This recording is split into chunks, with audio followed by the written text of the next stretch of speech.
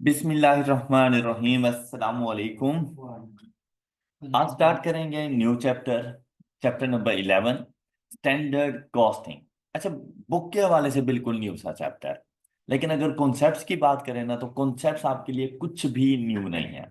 मतलब एक common sense की बात है कि आप लोगों ने स्टैंडर्ड कॉस्टिंग में ये देखना है कि per unit cost in standard हमारे पास कितनी आ रही है। Standard means that pre determined. Standard से क्या मुराद होता है? प्री डिटर्मिन्ड, मतलब एक किस्म की बजटेड वैल्यू, एक किस्म की एस्टिमेटेड वैल्यू। और ये कहाँ से मिलती है हमारे पास? बेसिकली पास्ट एक्सपीरियंस है।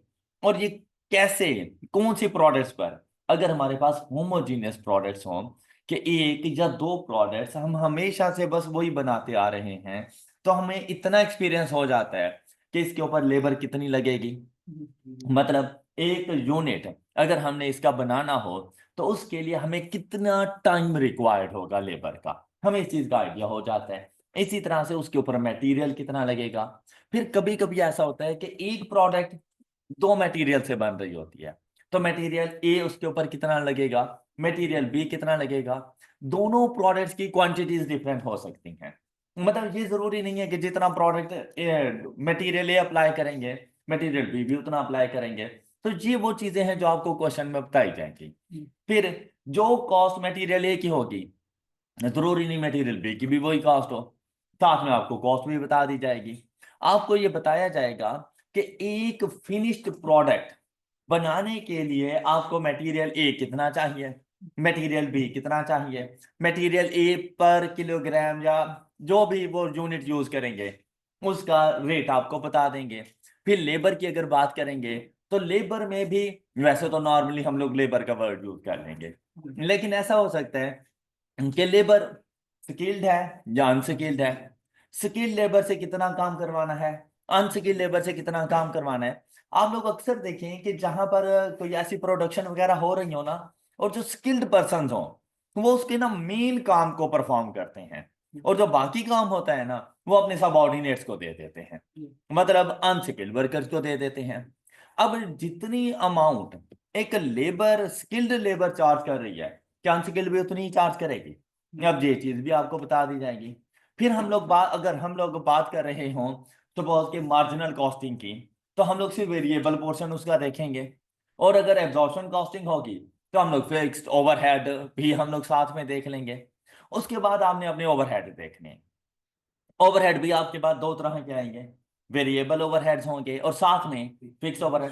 भाई वेरिएबल ओवरहेड तो आपको बता देगा कि पर यूनिट इतने वेरिएबल ओवरहेड्स हैं, लेकिन फिक्स्ड के लिए फिर से वही बात, ओ यार आपने फाइंड करना है और आपने देखना है उसके लिए बेस किसको बनाया गया है। अच्छा, कभी कभी ऐसा होता है कि बेस पर यूनिट होती है, अच्छा वो इतना प्रॉब्लम नहीं क्रिएट करता, लेकिन जब मशीन और आ जाए, लेबर और आ जाए, तब थोड़ा सा प्रॉब्लम आ जाता है। क्या कि आप लोगों ने साथ में मशीन और इन टोटल भी देखने हैं, जितनी आप प्रोडक्ट्स बना रहे हैं आपने उसको भी साथ में देखना है, और फिर जाकर आपने ओ ए आर भी डिटरमिन करना है, और पर यूनिट कितना अप्लाई हो रहा है आपने इस चीज को भी जाके देखना है। तो मतलब चीजें वही पहले वाली हैं जितनी आप लोग पढ़ते आए हैं, सिर्फ ये है कि उसको बयान करने का ना थोड़ा सा मेथड बदल दिया जाएगा। और क्योंकि ये अब एक्चुअल डाटा एज सच हमारे पास नहीं है, इसलिए तो स्टैंडर्ड कॉस्टिंग, जैसे हम लोग कहते हैं ना अकाउंटिंग के अंदर कि आप लोग स्टैंडर्ड्स पढ़ रहे हैं, तो स्टैंडर्ड से क्या मुराद होता है?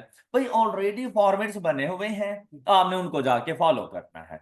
तो यहाँ पर भी स्टैंडर्ड कॉस्टिंग से यही मुराद है कि हमारे पास ना प्री डिटर्मिन्ड रेट्स हैं।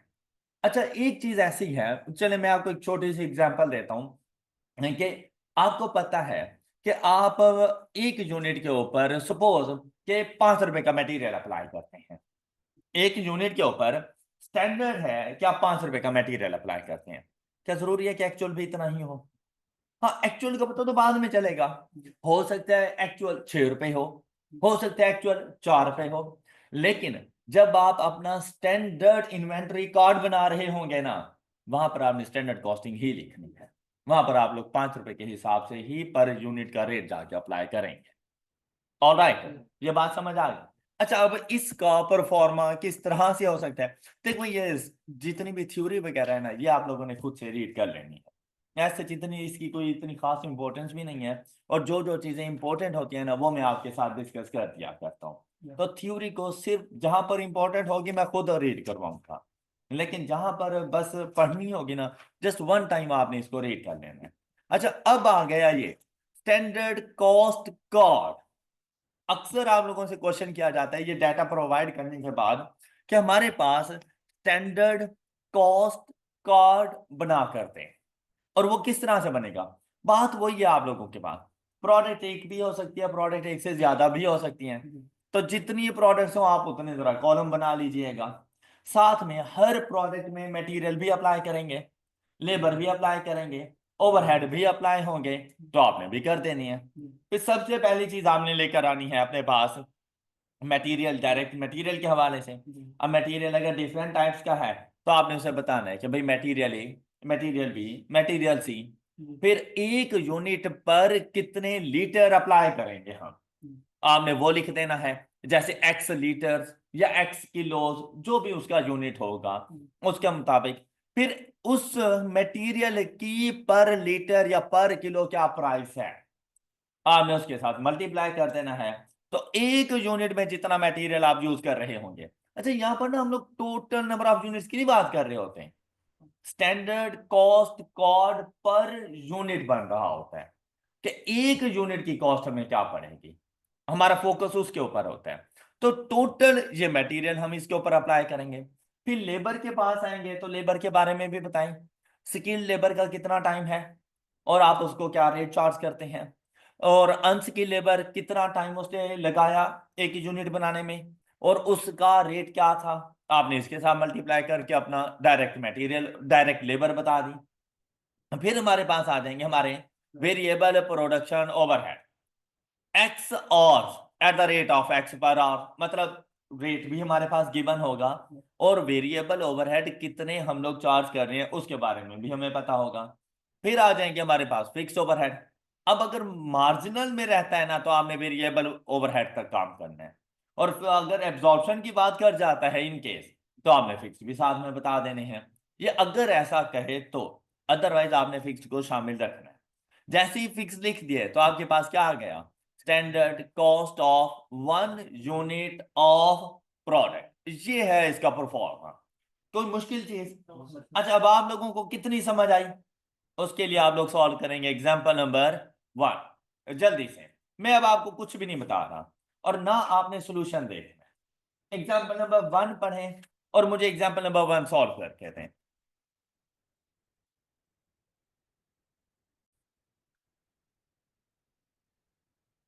आप लोगों ने क्वेश्चन को सॉल्व कर लिया। देखिए बिल्कुल ना बेसिक सा था, और यही बेसिकली स्टैंडर्ड कॉस्टिंग है।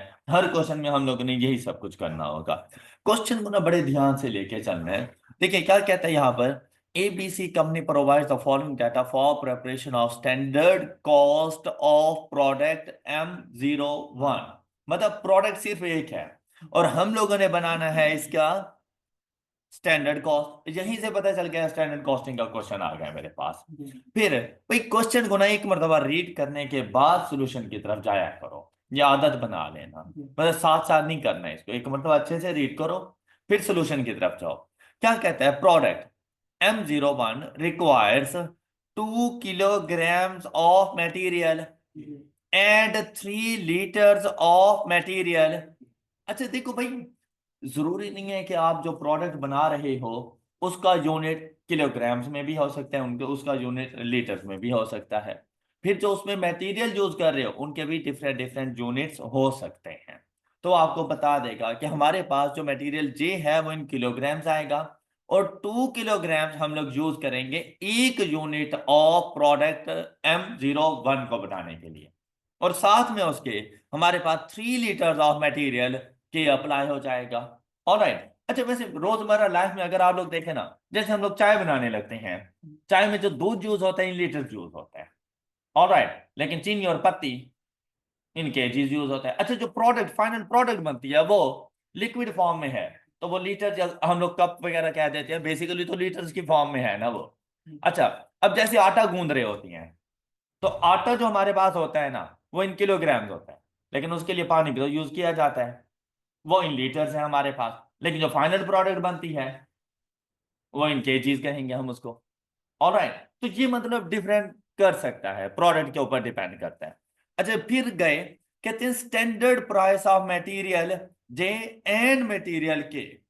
तो मटेरियल जे के 2 किलोग्राम चाहिए, लेकिन पर किलोग्राम उसका रेट कितना है 16। 3 लीटर ऑफ मटेरियल के चाहिए, लेकिन पर लीटर उसका रेट कितना है। ये वो इंफॉर्मेशन है जो हमेशा क्वेश्चन में गिवन होगी, या इनडायरेक्टली हमें फाइंड करने के लिए कोई ना कोई हिंट मौजूद होगा, हम उनको फाइंड कर सकें। फिर कहते हैं 90 minutes of unskilled labour and 45 minutes of are required to produce 1 unit of M01। अच्छा, ये जरूरी, जो रेट हम लोग लेबर्स को दे रहे होते हैं ना वो पर आवर होता है, ऑलराइट। लेकिन जो टाइम लग रहा होता है ना वो जरूरी नहीं होता टाइम इन आवर्स हो, वो इन मिनट्स हमारे पास हो सकते हैं। तो उन मिनट्स को आवर्स में आप लोगों ने कन्वर्ट करना होगा।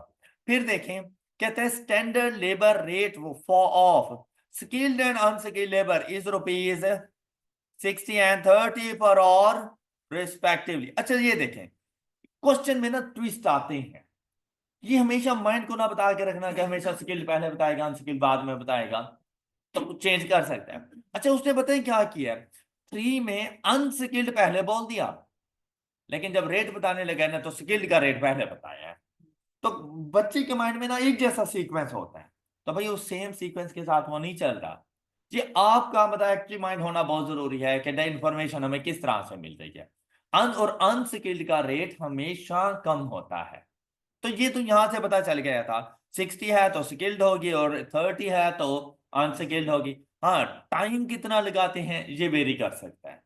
फिर देखिए, कहते हैं variable production overhead are absorb at the rate of 15 per labour our. कौन सी, ये नहीं बताई हुई हमें, तो हम लोगों ने देखना होगा कि टोटल लेबर आवर हमारी कितनी अप्लाई हो रही है एक प्रोडक्ट को बनाने के लिए। फिर साथ में क्या कहते हैं, बजटेड फिक्स्ड प्रोडक्शन ओवरहेड्स और estimated at rupees 600,000 and budgeted level of activity और rupees 50,000 skilled labor hours। Fixed production are absorbed on the basis of skilled labor hours। अब यहां पे देखें, सिर्फ जी बिल्कुल वैसे जैसे आप को हम लोगों ने स्टडी किया हुआ इससे पहले, तो हमारे पास 600,000 divided by 50 is equal to 12 rupees per skilled labour, और हमारे पास एफर्ट का रेट है 12 रुपीज पर स्किल्ड लेबर और। अच्छा, अब जब हम लोग इसका स्टैंडर्ड कॉस्ट कार्ड बना रहे होंगे, सबसे पहले मटेरियल आएगा। अच्छा, मटेरियल जैसे ही आप लोग लिखेंगे ना डायरेक्ट मटेरियल, तो आपका मटेरियल 2 किस्म के थे, कौन कौन सा, जे एंड के। आपने एक लाइन में जे दूसरे में के।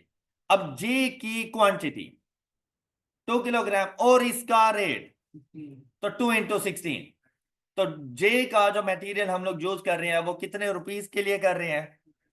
फिर इसी तरह के लिए हमें चाहिए 3 लीटर, और पर लीटर इसका रेट कितना है, तो हमारे पास मटेरियल के कितना यूज हो जाएगा कितने रुपीस का 21, और टोटल मटेरियल आ जाएगा। आपको ये बात समझ आ गई होगी। फिर आपने चले जाना है लेबर के ऊपर, डायरेक्ट लेबर। लेबर में आप लोगों ने फिर लिख लेना है स्किल्ड एंड अनस्किल्ड। अब स्किल्ड की अगर बात करें तो स्किल्ड के लिए कितना टाइम चाहिए 45 मिनट्स।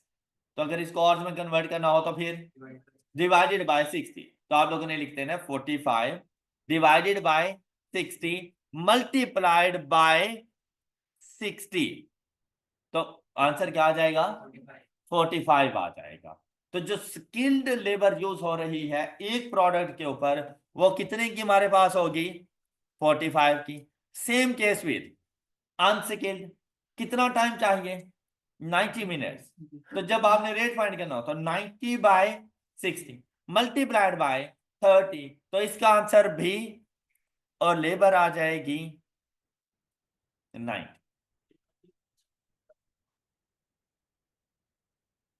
जी हाँ, ये इसको मिनट्स करते हैं, ये 90 और से नहीं है, ये 90 मिनट्स करते हैं।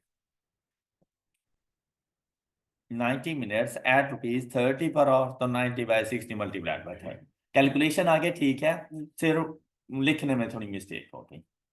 आपको बात समझ आ गई। अब आपने आ जाना है अपने ओवरहेड्स पर। ओवरहेड्स में सबसे पहले वेरिएबल। अच्छा, वेरिएबल ओवरहेड उसने कहा, पर यूनिट नहीं बताया वेरिएबल ओवरहेड। वेरिएबल ओवरहेड के लिए हमें क्या कहते हैं? 15 पर लेबर और। अब मसला ये है कि इसने हमें ये नहीं बताया कि भाई वो लेबर कौन सी, तो आपने दोनों ले लेनी है। जब नहीं बताया, देखो मुझे इस बात का कैसे पता चला कि अगर उसने स्किल्ड लेनी थी ना तो उसने मुझे अलग से बताया बजटेड फिक्स्ड के लिए कि भाई लेबर लेना, लेकिन लेबर सिर्फ स्किल्ड वाली लेना। और जब उसने नहीं बताया तो मतलब टोटल लेबर लेनी। क्लियर? क्लियर। अच्छा अब देखें लेबर कितनी आप लोगों ने यूटिलाइज की। आप लोगों के पास 90 मिनट्स लगे अनस्किल्ड के, 30 मिनट्स लगे 45 मिनट्स लगे आप लोगों के पास स्किल्ड। तो एक यूनिट बनाने में टोटल टाइम कितना लग रहा है? 135 मिनट्स। ऑलराइट, जबकि रेट तो इन आवर्स है। तो अब क्या करें? 135, ये 135 की समझ आ गई है ना? एक यूनिट बनाने में total labour skilled plus unskilled, क्योंकि क्वेश्चन के साथ मेंशन नहीं था तो हमने टोटल को उठा लिया। टोटल मतलब जो बेस बनाई जाती है ना इसके लिए, फिर डायरेक्ट लेबर होती है, फिर उसमें स्किल या अनस्किल्ड। अगर डिफ्रेंशिएट करना होगा तो आपको बता देगा। Got it?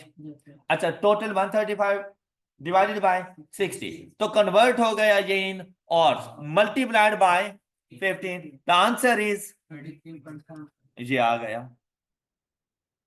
अच्छा अब जब हम लोग जाएंगे ना उसने फिक्स के लिए, तो फिक्स के लिए हमारे पास रेट कितना आ रहा था? 12। लेकिन 12 पर स्किल्ड लेबर आवर, जबकि एक यूनिट के ऊपर हमारे पास लेबर आवर कितनी अप्लाई हो रही है? तो 12 मल्टीप्लाइड बाय 45 नहीं करना, 45/60, तो आंसर आ जाएगा 9।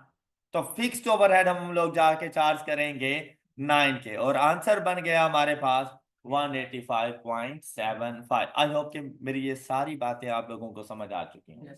किसी को कोई प्रॉब्लम? All clear? चलिए गुड हो गया। अच्छा बाकी थ्योरेटिकल पॉइंट्स हम लोग अभी पढ़ते हैं। पहले ना जरा न्यूमेरिकल पोर्शन को देखो।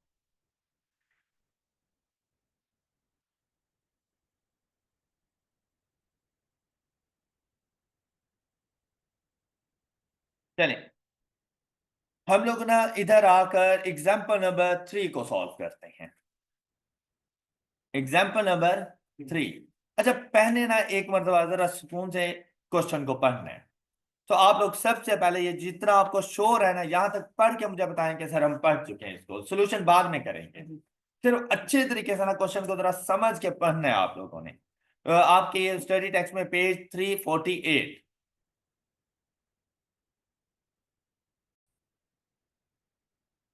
क्वेश्चन की रीडिंग हो गई अच्छे तरीके से? अच्छा ऐसा नहीं लग रहा जैसे अभी हम लोगों ने एग्जांपल सॉल्व किया बिल्कुल वैसा वैसा डाटा था? ऐसे ही था ना बिल्कुल? अच्छा अब इसमें एडिशन है सिर्फ इस बात की।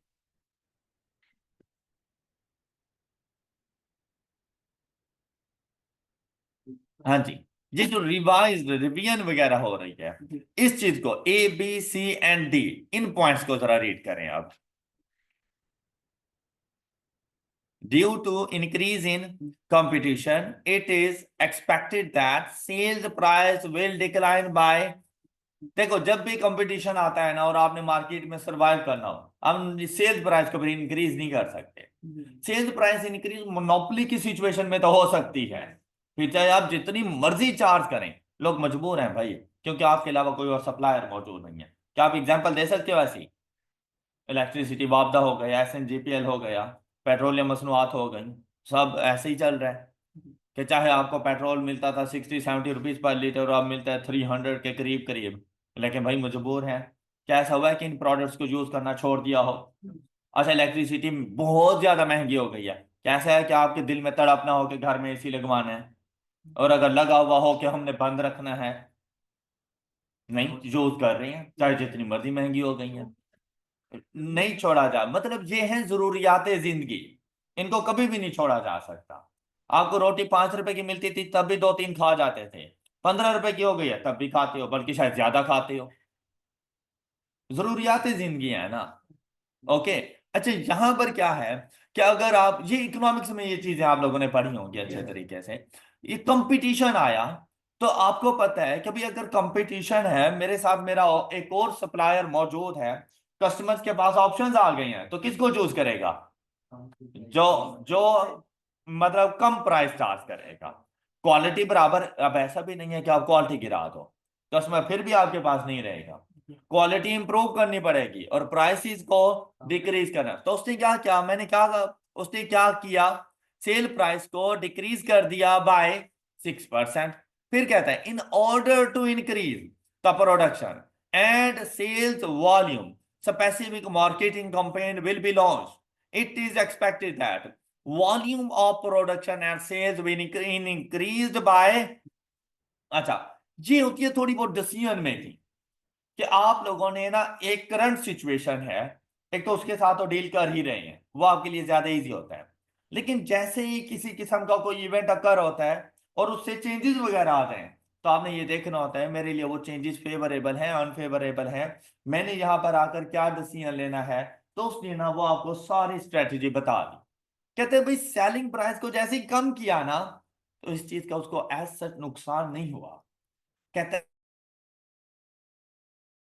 हैं जो सेल्स और प्रोडक्शन लेवल है वो 10% इंक्रीज हो गया है। मतलब पहले अगर मैं 100 यूनिट सेल करता था ना, सेलिंग प्राइस के कम करने की वजह से मैं 110 यूनिट सेल करता हूं। तो जब सेल ज्यादा हो गई तो प्रोडक्शन भी तो ज्यादा हुई है, प्रोडक्शन भी 10% से ज्यादा हो गई है। बात क्लियर हो गई? ओके। नेक्स्ट देखें, कहते हैं the price of material X. अब लाजमी बात है, इसमें आप लोगों ने देखा कि आपको ना material X and material Y required थे इस प्रोडक्ट को बनाने के लिए। तो कहता है कि भाई मटेरियल एक्स की जो प्राइस है ना, वो इंक्रीज हो गई बाय, हालांकि अब जिस जो प्रोडक्ट मैंने सस्ती की थी ना फाइनिश्ड गुड्स, उसको बनाने के लिए जो मटेरियल यूज करता था ना वो 3% महंगा हो गया है। मतलब मेरी कॉस्ट ज्यादा आ सकती है। अच्छा, फिर इसको कंपनसेट करने के लिए हम लोगों ने क्या किया, कहता है agreement has been made recently where by 4% discount will be availed on purchase of material, material X. अब जरूरी था हमारे लिए, हमने परचेज करना था, उसके प्राइसेस में 3% का इंक्रीज आ गया। जहां से मटेरियल वाई परचेज करते थे ना, फिर हमने उनकी जरा मिन्नत समाजत की, उनके साथ जरा एग्रीमेंट्स किए और 4% का डिस्काउंट ले लिया उनसे। Got it? मतलब करंट प्राइस जो मर्जी थी, मटेरियल एक्स अब चार्ज करोगे 103% और मटेरियल वाई चार्ज करोगे 96%। Got it? Next one is, कहते हैं agreement with trade union revealed that 8% increase in rate per hour.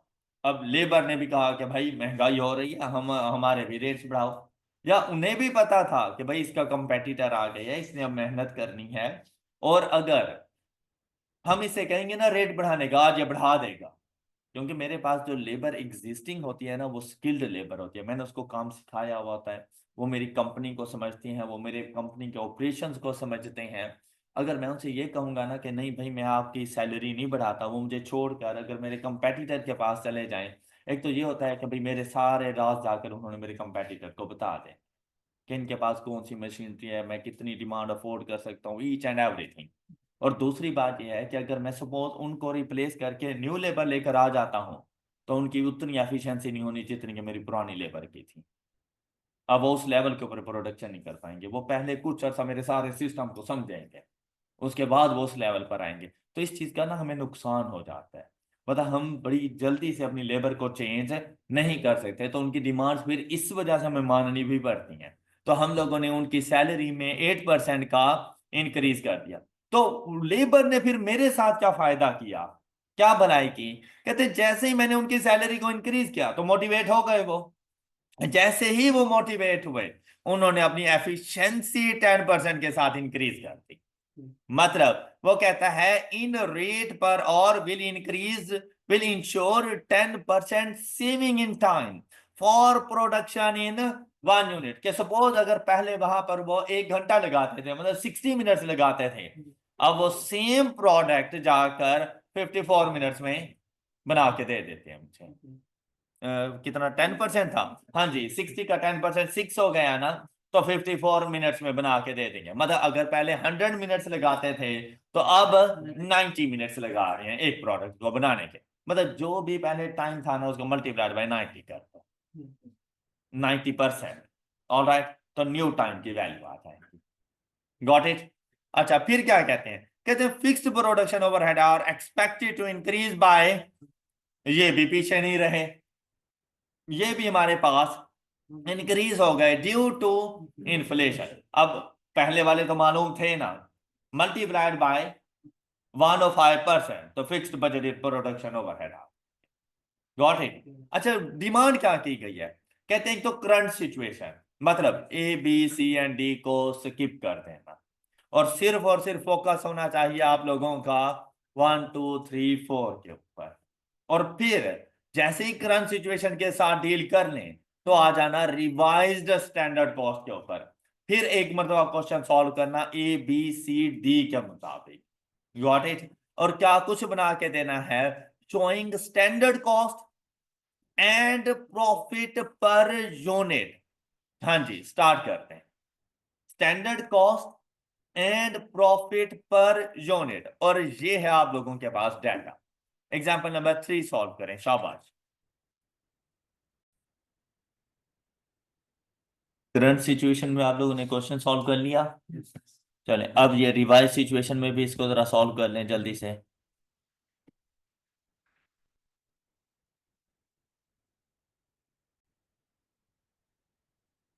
अब हम लोग ने इस क्वेश्चन की डिस्कशन करते हैं। सबसे पहले आ जाते हैं करंट सिचुएशन पर।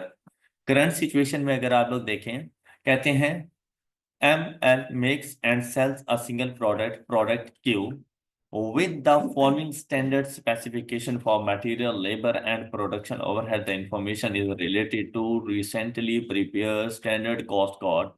Direct material X, यहाँ पर आ जाएगा मेरा ये direct material X, then Y, used in the quantities of 12 kilograms and 12 and 8 kilograms. Current price of material X is 40, and while material Y is 40 into 12 is equal to 480, and 8 into 32 is equal to, ये first point हमारा solve हो गया। Next one is it takes 20 hours of direct labor, 20 hours of direct labor to produce 1 unit with standard direct labor rate of rupees 10 is equal to, तो आज इस question में skilled और unskilled क्या है, कोई बात नहीं है, सारी लेबर एक जैसी ही है और एक यूनिट बनाने में हमें 20 आवर्स रिक्वायर्ड है। कहते हैं एनुअल सेल्स और production budget is, annual sales and production budget actual नहीं है। ओके, तो अगर सपोज अगर पूरी इनकम स्टेटमेंट भी बनानी हो 2400 को लेकर, तो आपकी एक्चुअल इनकम स्टेटमेंट नहीं बनेगी, बजटेड इनकम स्टेटमेंट बनेगी। बजटेड स्टेटमेंट ऑफ प्रॉफिट और लॉस बन सकती है, लेकिन जहां पर हमें जरूरत नहीं है। अब वैसे उसने बता दिया कि जितनी प्रोडक्शन है उतनी ही सेल्स है, evenly spread through out the year. मतलब 2400 पर ईयर है, डिवाइडेड बाय 12 कर दूं तो 200 यूनिट्स पर मंथ आ जाएंगे हमारे पास, लेकिन इसकी भी हमें ऐसा जरूरत नहीं थी। और सेलिंग प्राइस पर यूनिट हमारे पास मौजूद है, ये कॉस्ट पर यूनिट को डिटरमिन करने के लिए यूज होगी, उसके अलावा इस इंफॉर्मेशन का कोई ताल्लुक नहीं था। मतलब अभी कॉस्ट में इन्होंने शामिल नहीं होना। फिर देखिए budgeted production overhead all fixed, और वो टोटल कितने हैं, मतलब वेरिएबल पोर्शन इसमें कुछ भी नहीं है, तो यहां से हमें OAR overhead absorption rate calculate करना पड़ेगा। अब इसके लिए देखें कि उसने क्या कहा कि हमारे पास इस फिक्स्ड ओवरहेड की बेस क्या बनेगी। तो क्या कहता है, and expenditure is expected to occur evenly over the year, company's policy is to absorb production overhead on direct labour और और अच्छा, अब यहां पर देखें, जब बच्चे FOH हम लोगों ने चार्ज करने थे और वो पर यूनिट आने थे, सबसे पहले तो आप उसका रेट डिटरमिन करो। उसका रेट जो हमारे पास आएगा वो रेट पर लेबर और आएगा, रेट पर लेबर और आएगा। अच्छा, ये कैसे कैलकुलेट करना था, 288,000 ये टोटल है और फॉर द ईयर है, टोटल है और फॉर द ईयर है। तो जो बेस बननी चाहिए वो भी टोटल फॉर द ईयर बननी चाहिए। ओके, तो यहां पर मेरे पास जो मौजूद होगा ना डायरेक्ट लेबर और वो 2400 यूनिट्स, ये पूरे साल के लिए 2400 यूनिट्स मल्टीप्लाइड बाय 20। हमने देखना है ना कि टोटल लेबर और कितने लगेंगे, तो वो 2400 मल्टीप्लाइड बाय 20, क्योंकि एक यूनिट बनने में 20 और लगेंगे। तो पर और मेरे पास रेट क्या आ जाएगा, देखो आपने किया ना 288 डिवाइडेड बाय 2400, बेसिकली आंसर ठीक आ जाएगा लेकिन कैलकुलेशन गलत है बाय रूल। जब उसने कहा ना कि ओवरहेड पर लेबर और, तो आपके पास पर यूनिट आ रही है ओवरहेड, पर लेबर और आ ही नहीं रहा, तो अब आपके OAR की वैल्यू गलत है और इसको बेस बना के वो मार्क्स डिडक्ट कर सकता है। क्लियर होगी बात। अच्छा, फिर यहां से देखो वैल्यू क्या आएगी आपके पास, देखिए भाई फिक्स्ड ओवरहेड आ गए न्यूमरेटर में, फिर आपने बेस को डिसाइड किया, बेस हमारे पास यूनिट्स नहीं थे तो डिवाइडेड बाय 2400 नहीं करना। अच्छा, फिर लेबर और से तो डिवाइडेड बाय 20 भी नहीं करना, 20 तो एक यूनिट का टोटल टाइम था, आपने units per year multiplied by time per unit, तो ये टोटल टाइम आएगा। अब आंसर, इसका आंसर क्या आ रहा है जितना मैंने लिखा है, 6 पर और मेरे पास OAR है। ये बात क्लियर हो गई।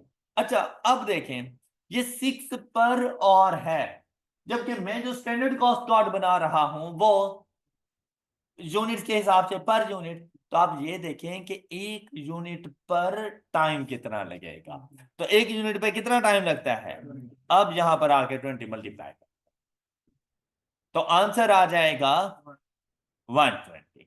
आई होप कि मेरी बात समझ आ गई है सब।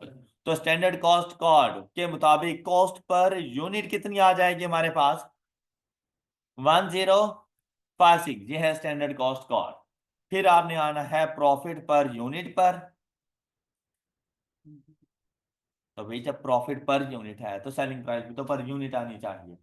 तो इसको ना 1250 मल्टीप्लाइड बाय 2400 करने की जरूरत नहीं है आपको, आप सिंपली क्या करेंगे, प्रॉफिट की कैलकुलेशन में 12 माइनस 1056 एंड आंसर इज, ये आपके पास सोल्यूशन आते हैं करंट सिचुएशन।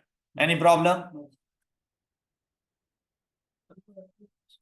आपको ये वाली बात समझ आ गई होगी सब बच्चों को, ऐसे ही है ना, showing standard cost and profit per unit, तो इसने प्रॉफिट नहीं कैलकुलेट किया। अच्छा हाँ, 194 प्रॉफिट है हमारे पास, उसने ये कॉस्ट डिटरमिन की 1056 और सेलिंग प्राइस पर यूनिट उसने इधर लिख दी, आप इसको यहाँ पे क्लोज कर लीजिएगा। फिर अगला पॉइंट प्रॉफिट का है, sale price 1250 less cost per unit, standard cost per unit 1056 और प्रॉफिट लिख दीजिएगा 194 का। किसी को प्रॉब्लम, जी बोलें। ओके, अभी कुछ बोल रहे थे, अच्छा ओके हो गया। चले, अब आते हैं रिवाइज सिचुएशन पर। कहते हैं due to increase in competition it is expected that the sale price will decline by, तो सेलिंग प्राइस पहले कितनी थी, सेल प्राइस कितनी, अब कितनी हो जाएगी, विच इज इक्वल टू 11, ये सेलिंग प्राइस है। इसमें से लेस कर देंगे कॉस्ट पर यूनिट, जो कि हम लोग कैलकुलेट करने जा रहे हैं, तो हमारे पास प्रॉफिट या लॉस की वैल्यू आ जाएंगी। अब आते हैं स्टैंडर्ड कॉस्ट कर्व, और वो कैसे आएगा? अब डायरेक्ट मटेरियल, अच्छा सिचुएशन बिल्कुल वैसी है भाई, क्वांटिटी में फर्क नहीं पड़ा, क्वांटिटी हमें सेम चाहिए। डायरेक्ट मटेरियल कौन कौन सा था? अच्छा, एक्स के कितने किलोग्राम्स और वाई के मल्टीप्लाइड बाय, अब देखें इससे पहले इसकी प्राइस क्या थी? 40, आपने 40 कर दिया, मल्टीप्लाइड बाय इसमें 3% का इंक्रीज था, तो मल्टीप्लाइड बाय 103%।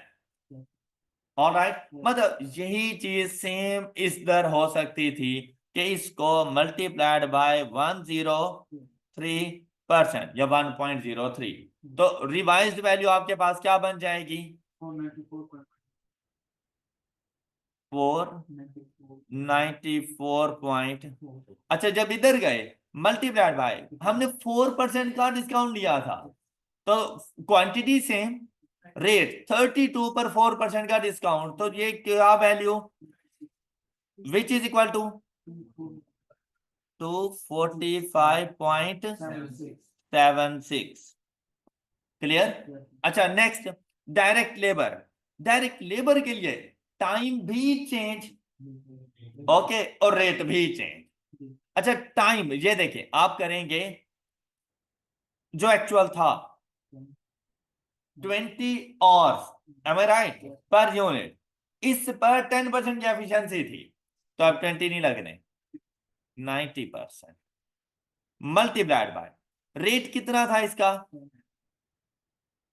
10 रुपीज था, ऐसा ही है ना, मल्टीप्लाइड बाय हमने इसको इंक्रीज कर दिया 8% से 108%,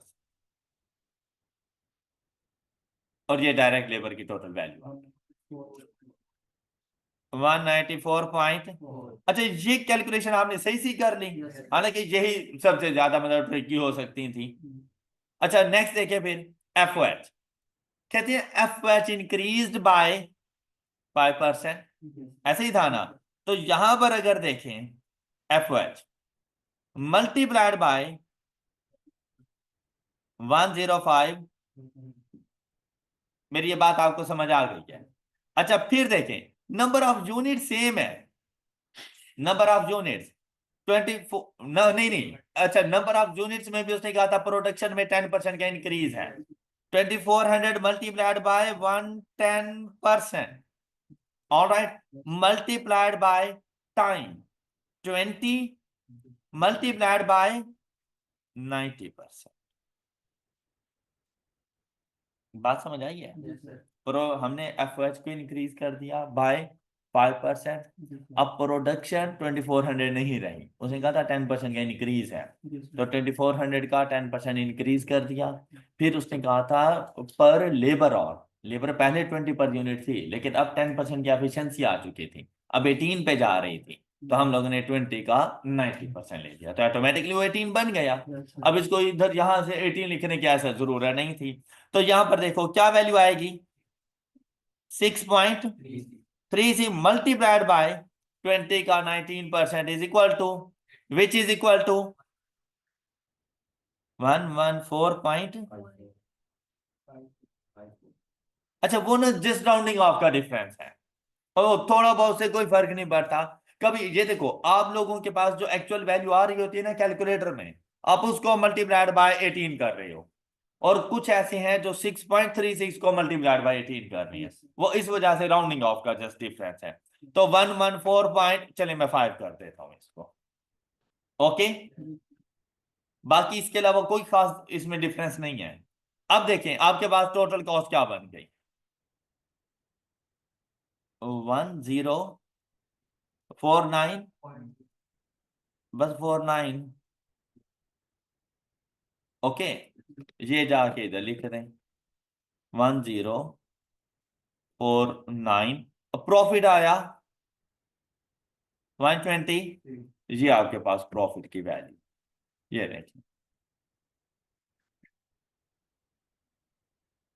ऑलराइट, आई होप कि आपको स्टैंडर्ड कॉस्टिंग समझ आ गई है कि ये है बेसिकली हमारे पास स्टैंडर्ड कॉस्टिंग।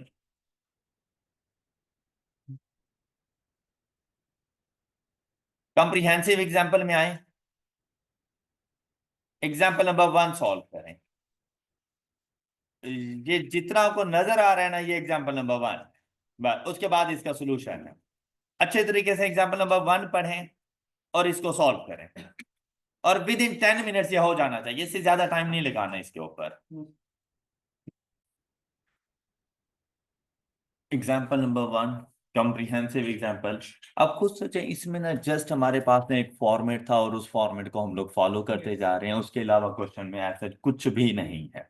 अच्छा, इधर सिर्फ फर्क किस चीज का था कि इससे पहले आप लोग एक ही प्रोडक्ट लेके चल रहे थे, अब आपके पास प्रोडक्ट भी दो आ गई हैं, तो जिस तरह इसने कॉलम में लिखा हुआ है आप लोग भी अपने पास वैसे ही कॉलम में इसका सोल्यूशन बना सकते हैं। आपको मटेरियल की वैल्यू दे दी, दो किस्म के मटेरियल्स हैं, साथ में लेबर की वैल्यूज दे दी।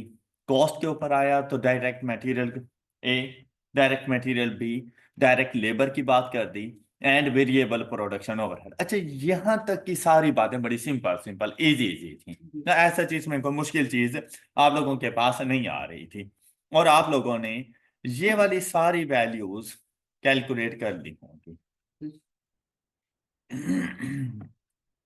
ये वाली वैल्यूज ये आप लोगों ने इजीली यहां तक फाइंड कर ली होंगी, ये वेरिएबल भी आप लोगों के पास आ चुके होंगे। यहां तक तो किसी को प्रॉब्लम नहीं हुआ ना।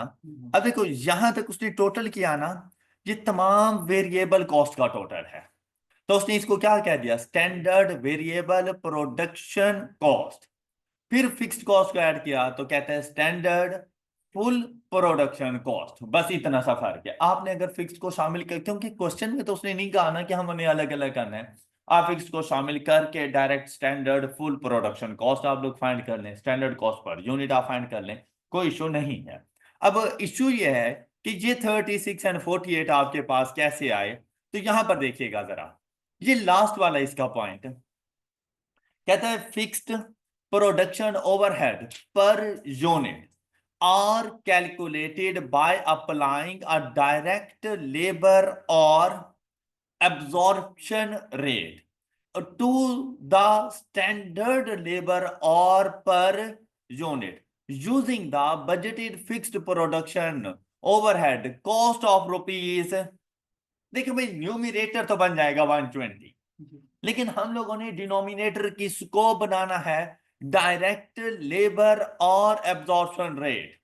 अब डायरेक्ट लेबर और कौन सी, प्रोडक्ट के, अब ये भी तो नहीं पता था, तो भाई दोनों के आएंगे।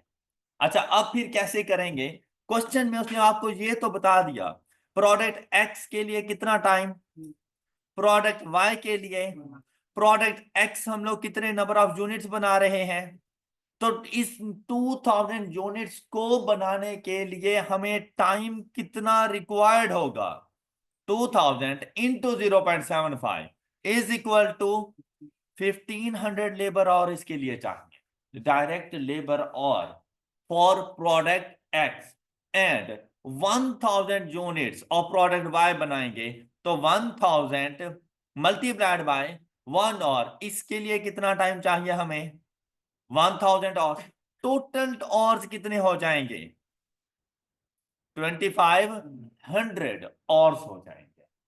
ऑलराइट, अब आप लोगों ने 120,000 divided by 2500, the answer is, लेकिन ये 48 क्या, पर और, पर यूनिट नहीं, पर और, ओ ए आर की वैल्यू है आपके पास। ऑलराइट, अब जब प्रोडक्ट एक्स के लिए जाएंगे ना, तो 48 मल्टीप्लाइड बाय, अब टाइम ऑलरेडी इन और मौजूद है, तो इसके लिए क्या करेंगे, 0.75 which is equal to 36, and 48 multiplied by 1 is equal to 48। ये आपके पास आंसर है। आपको ये वाली बात क्लियर हो चुकी होगी। जल्दी से एग्जांपल नंबर 2 कंप्लीट करें, बिल्कुल same same data. Example number 2 complete करें, कुछ स्लाइटली सब वैल्यूज में डिफरेंस है, अदरवाइज बिल्कुल सेम सेम डाटा है। जल्दी से इसको जरा कंप्लीट कर लें, शाबाश, गुड गुड गुड। जिन बच्चों ने नहीं किया बस वो जल्दी से इसको देख लें एक नजर। फिर हम लोग न्यू कॉन्सेप्ट्स की तरफ चलते हैं। अब इस क्वेश्चन के अंदर भी अगर आप लोग देखें तो एग्जाम्पल नंबर 1 को ऐसा लग रहा था जैसे कॉपी पेस्ट किया गया। अच्छा, अक्सर एग्जाम में भी तो ऐसे ही हो जाता है कि जो हम लोग ये कॉम्प्रिहेंसिव एग्जाम्पल वगैरह पढ़ रहे हैं ना, ये पॉसिबिलिटी है कि इन्हीं में से ही कोई एक क्वेश्चन उठाकर आपके एग्जाम में आ जाए, सिर्फ स्लाइटली सा उनकी वैल्यूज को चेंज करेगा, बाकी तमाम चीजें वैसी की वैसी। अब जहां पर देखिए दो किस्म के प्रोडक्ट्स हैं, फर्स्ट प्रोडक्ट के 6000 नंबर ऑफ यूनिट, सेकंड के 2000। अच्छा, यहाँ पे बता दिया 3 किलोग्राम, 1 किलोग्राम एंड एटसेट्रा, सारी इंफॉर्मेशन आपको यहाँ पर बता दी। तो आप लोग ना ये वाली सारी चीजें तो आसानी से कर सकते हैं, यहां तक कि सारी चीजें बहुत आसानी से हो जाएगी, ये किसी को प्रॉब्लम नहीं आया होगा। अच्छा, फिर बस इश्यू कहां पर है, जिसने ओएआर ठीक से कैलकुलेट कर लिया, बस कि फिक्स्ड ओवरहेड पर यूनिट मैंने चार्ज कितना करना है। अब यहां पर देखे ना, तो उसने क्या कहा, टोटल कितने 187 200। अब यहां पर देखिए calculated by applying a direct labour और absorption rate to the standard labour hours per unit using the budgeted fix overhead cost of rupees this. तो आप लोगों ने सबसे पहले तो वही लेबर आवर्स देखने हैं, उसका पता आपको कैसे चलेगा। देखिए 6000 multiplied by 1.6, 9600 and 2000 multiplied by 3 is equal to, ये इनके लेबर आवर्स आ गए। 96 प्लस 6 इज इक्वल टू 15600, 15600। तो यहां पर जाएंगे और इस 187 200 को डिवाइड कर देंगे 15, वैल्यू देखें क्या आ रही है जी, 12 पर। अब अगर हम लोग बात करने जाएं फर्स्ट प्रोडक्ट की, तो उस पे कितने और रिक्वायर्ड हैं, तो 12 मल्टीप्लाइड बाय 1.6 कितना, ये आ जाएगा। एंड 12 मल्टीप्लाइड बाय 3, तो ये आपके पास फुल कॉस्ट आ गई। आई होप कि आपको मेरी ये वाली सारी बातें समझ आ चुकी होंगी। किसी को प्रॉब्लम? गुड। अब चलते हैं हम लोग न्यू कॉन्सेप्ट की तरफ, और न्यू कॉन्सेप्ट है हमारे पास allowing for waste and idle time. देखिए भाई, जो मटेरियल आप लोग यूज कर रहे होते हो ना, 100% उसकी आउटपुट आपको नहीं मिलती। ये चीज आप लोगों ने प्रोसेस कॉस्टिंग में भी पढ़ी, जॉइंट एंड बाय प्रोडक्ट्स में भी पढ़ी। ये कॉन्सेप्ट भी कोई नया कॉन्सेप्ट नहीं, हमेशा मटेरियल की वेस्टेज होती है, कुछ ना कुछ एक्सपेक्टेड वेस्टेज है, मतलब जैसे नॉर्मल लॉस हमारा होता था, कुछ ना कुछ एक्सपेक्टेड वेस्टेज है। अब अगर मैं आप लोगों से ये कहूं कि भाई मुझे एक प्रोडक्ट बनाने के लिए सपोज के 45 किलोग्राम ऑफ मटेरियल एक्स्ट्रा है, तब जाके वन फिनिश्ड प्रोडक्ट बन सकती है। तो अगर किसी किस्म की कोई वेस्टेज ना हो, किसी किस्म का कोई लॉस ना हो, तो मैं जाकर मटेरियल एक्स का 45 किलोग्राम ही परचेज करूंगा। लेकिन अगर साथ में मुझे यह बता दिया जाए कि भाई 10% की वेस्टेज है, नॉर्मल वेस्टेज है, क्या मैं उस प्रोडक्ट के ऊपर जो मटेरियल एक्स अप्लाई करूंगा वो 45 किलोग्राम से करूंगा? नहीं, ज्यादा करना पड़ेगा। तो अब मैंने क्या देखना है कि भाई अगर मैं 100% अमाउंट ऑफ मटेरियल परचेज करता हूं और 10% की वेस्टेज है, तो बेसिकली जो फाइनल प्रोडक्ट मेरी बन रही है ना, वो 90% मटेरियल के साथ बन रही है। Got it? तो ये जो 45 है ना, ये बेसिकली 90% ऑफ मटेरियल है। तो मैं 45 डिवाइडेड बाई 90 मल्टीप्लाइड बाई 100, मैं 100% अमाउंट की वैल्यू फाइंड करूंगा कि मैं मटेरियल एक्स जो परचेज करूंगा वो 50 किलोग्राम्स करूंगा, और जो उसके ऊपर वैल्यू चार्ज करूंगा ना, 50 किलोग्राम्स की ही करूंगा, मैं 45 की नहीं करूंगा, मैं 50 की ही जाके वैल्यू चार्ज करूंगा। देखिए यहां पर आ रहा है वेस्ट एंड आइडल टाइम। इसका मतलब कि भाई एक चीज वेस्टेज है हमारे पास मटेरियल के हवाले से, और आइडल टाइम हमारे पास मौजूद है लेबर के हवाले से। अब अगर हम लोग लेबर की बात करें ना, तो बाज़ औक़ात ऐसा होता है कि चाहे हमारी लेबर फारिग ही क्यों ना बैठी हो ना, तभी हमें उनको पे करना पड़ता है। और हर टाइम पर वो लेबर काम नहीं कर रही होती। अब इसकी चले मैं आपको बेस्ट एग्जांपल दे देता हूं, अपनी एग्जांपल देता हूं कि अगर आप लोग देखें ना, बज़ाहिर अगर मैं ये कहूं कि मेरा लेक्चर 1.5 घंटे का है, क्या आपको लगता है कि मैं 1.5 घंटा पढ़ाता हूं? इन केस अगर आप मेरी रिकॉर्डिंग्स को उठाकर देख लें तो आपको मे भी कोई ऐसी रिकॉर्डिंग हो जो 1 घंटे से ज्यादा की मिल जाए, अदरवाइज वो 1 घंटे की मिलती है। लेकिन बेसिकली टाइम कैलकुलेट कितना होता है मेरा, तो आधा घंटा तो मेरा गया ना, पॉइंट टाइम है। अब बेसिकली कभी कभी ऐसा भी होता है कि वो जरूरी हो जाता है कि रिकॉर्डिंग के टाइम जब आप खुद प्रैक्टिस क्वेश्चन कर रहे होते हैं, उस टाइम पे मैं अपनी रिकॉर्डिंग रोक लेता हूं, तो उसने ऑटोमेटिकली उस टाइम को कम कर लेना है ना। ऐसा आप लोगों ने अक्सर नोट किया होगा, मैं उस चीज को रिकॉर्ड ही नहीं कर रहा होता जिस टाइम पर आप लोग प्रैक्टिस कर रहे हैं, मैं सिर्फ उस चीज को रिकॉर्ड करता हूं जो मैं बोल रहा होता हूं। ऑलराइट, इसकी ये भी रीजन हो सकती है। दूसरा, कभी कभी ऐसा होता है कि हम लोग इधर उधर की बातें कर रही होती हैं, रिकॉर्डिंग तो उस टाइम पे भी नहीं हो रही, वो आइडल टाइम है। तो जब सपोज कि अगर मेरी अर्निंग हो पर लेक्चर के हिसाब से, पर आवर के हिसाब से रेट हो, मुझे तो 1.5 घंटे का ही टाइम मिलेगा, मुझे तो 1.5 घंटे के हिसाब से ही इनकम मिलेगी। क्या वो ये कहेंगे कि भाई आपकी रिकॉर्डिंग 1 घंटे की है तो हम 1 घंटे के पैसे देते हैं? नहीं। तो कभी कभी आइडल टाइम भी हमें पे करना पड़ जाता है। ऑलराइट, आपको इस कॉन्सेप्ट की समझ आ गई होगी। अब देखें क्या कहते हैं, material wastage in standard costing. कहते हैं waste is an unavoidable feature of some production process.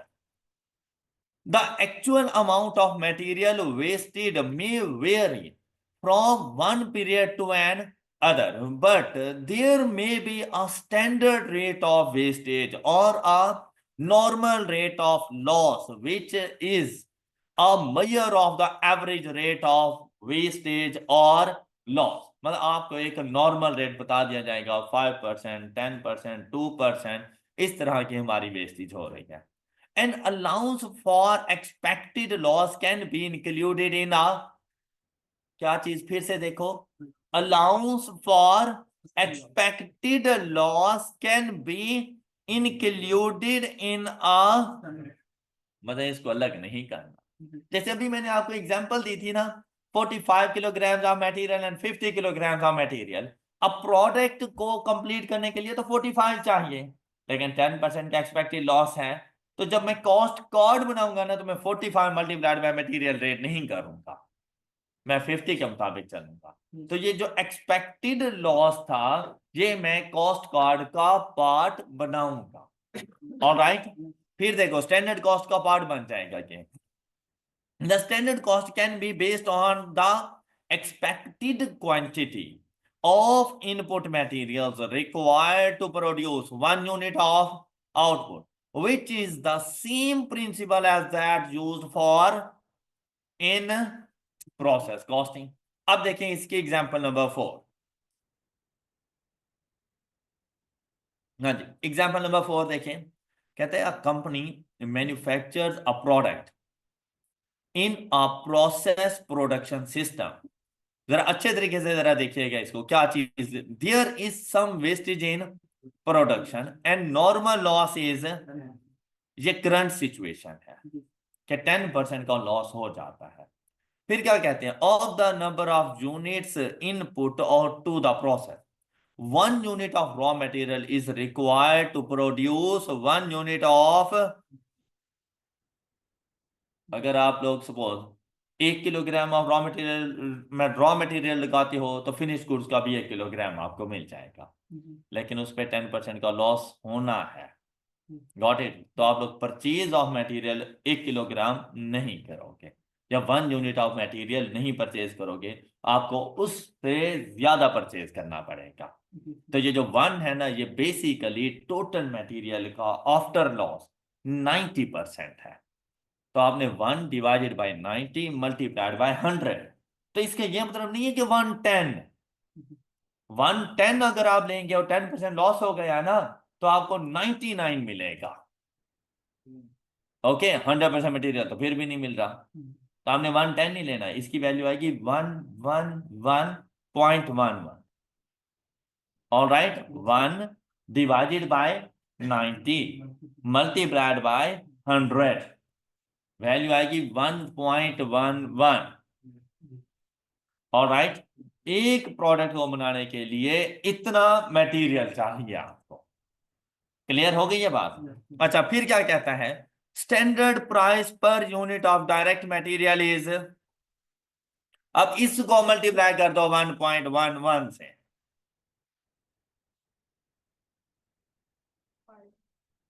5, तो आपको 5 रुपए का मटेरियल परचेज करना है पर यूनिट। जो मटेरियल कॉस्ट आप लोग जाके चार्ज करोगे वो कितनी करोगे? 5 रुपए। अब यहां पर ना दो सिचुएशंस हैं। पहली सिचुएशन क्या है? Ideal standard. दूसरी सिचुएशन क्या है? अटेनेबल और करंट स्टैंडर्ड। करंट स्टैंडर्ड क्या है कि 10% का लॉस होगा, तो मुझे मटेरियल थोड़ा सा ज्यादा लेना पड़ेगा। मुझे exact same amount of material purchase, तो कितना ज्यादा करना है वो आपने कैलकुलेट कर लिया। आपको 1.11 किलोग्राम परचेज करना है, और 1 किलोग्राम की वैल्यू हमारे पास कितनी आ रही है? 4.5। तो 4.5 मल्टीप्लाइड बाय 1.11, तो आपको 5 रुपए का मटेरियल जाकर परचेज करना पड़ेगा। बात क्लियर हो गई? ये कौन सी सिचुएशन है? ये है अटेनेबल, जिसको हम अटेन कर सकते हैं। जो करंट सिचुएशन है ये वो सिचुएशन है, ये करंट स्टैंडर्ड्स कहलाएगा। मतलब आपने अपने नॉर्मल लॉस को अकाउंट फॉर करना है, ये करंट सिचुएशन है। आइडियल सिचुएशन कौन सी है? कौन सी आइडियल हो सकती है सिचुएशन आपके ख्याल में?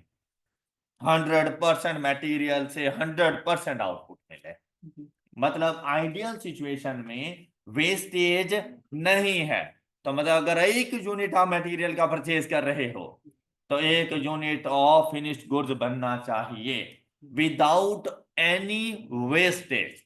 तो अगर हम लोग अब आइडियल सिचुएशन में वेस्टेज को कंसीडर ना करें तो मटेरियल कॉस्ट पर यूनिट क्या बन जाएगी? 4.5। Got it? किसी को डाउट? चलो एग्जाम्पल नंबर 5 बताएं जरा।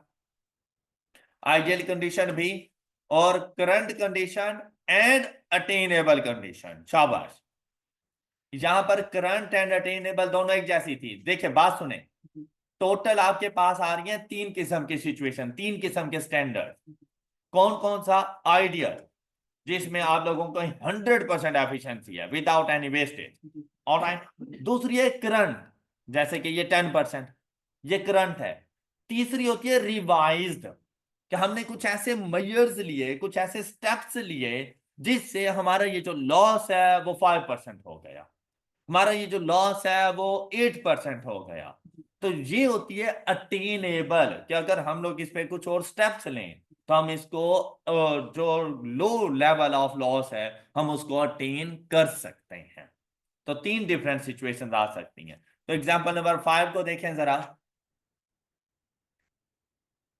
Company produces sandwiches. Each sandwich requires 2 slices of bread, and a loaf of a bread contains 24 slices.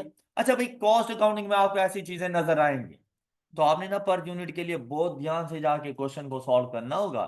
अब जहां पर देखिए सेम ऐसी सिचुएशन थी, एक सैंडविच बनाने के लिए कितने, फिर क्या कहता है, लॉफ ऑफ ब्रेड कंटेन्स, मतलब वो जो पैकेट है एक मौजूद है उसमें 24 ब्रेड मौजूद होती है, मतलब 12 सैंडविचेस बन सकते हैं। ओके। फिर क्या कहता है, कहते हैं each loaf of bread cost rupees, ये एक स्लाइस की कॉस्ट नहीं है, ये एक पूरे पैकेट की स्लाइस है। ऑलराइट, तो मेरे पास एक स्लाइस कितने का बनेगा? 6 डिवाइडेड बाय 24, तो 0.25, 0.25 पर स्लाइस। ओके, कैसे? 6 डिवाइडेड बाय 6 रुपए में 24 स्लाइस मिल रहे हैं ना आपको, तो 24 डिवाइडेड बाय 6 ना कर देना। 24 डिवाइडेड बाय 6 करोगे ना, ये देखो 24/6, आंसर आ जाएगा 4/12। 1, इसका मतलब है 1 रुपए में 4 स्लाइसेस। ओके, और 6/24 करते हो ना तो आंसर आ रहा है 1/4। मतलब अब देखो ऊपर रुपीस है, मतलब यहां पर भी सेम वही इंफॉर्मेशन है क्या 1 रुपए में, जबकि हमने देखना है एक स्लाइस कितने का है, तो क्या इसको यूं लिख लें 0.25 डिवाइडेड बाय 1।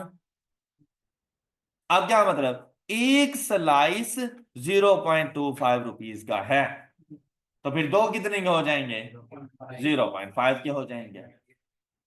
ये बात क्लियर, ये आइडियल सिचुएशन है कि अगर किसी किस्म का कोई वेस्टेज ना हो तो आपका एक सैंडविच में जो ब्रेड यूज होनी है ना वो 0.5 रुपीज की है।